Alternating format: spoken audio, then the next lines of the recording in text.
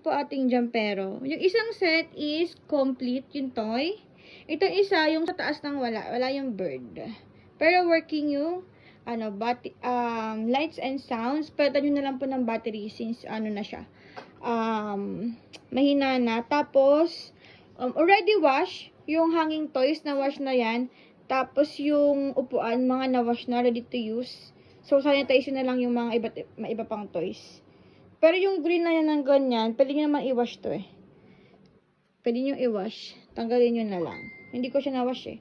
So, ito yung isa. Ito yung toys niyan. Ulig, feature price to. Ito yung nabibili sa Shopee na local brand. Kasi matibay yung frame. Matibay yung frame niya. Ayan. Compare sa local natin dito. Ayan. Narinig nyo. Ayan. Working. Tutunog siya sa iilaw pag nagbabounce si baby. Ayan. Ayan. Yan yung mga toys. Details. Wala siyang tear. Walang tear sa upuan. Kaya safe sa baby nyo. Ayan. Yung body frame.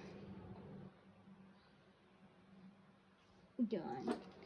Itong isa naman. Ayan. Kulang lang siyang isang toys dyan. Kung meron kayo sa bahay na na parang ganitong stop toys, pwede nyo lang yan. Kasi meron naman siyang Ayan. Wala rin siyang tear. Already wash also. Ito lang ang hindi ko nalaban dyan. Ayan. Ayan. Working. Battery included na ha. Ayan. Bounce. Naro-rotate also. Naro-rotate.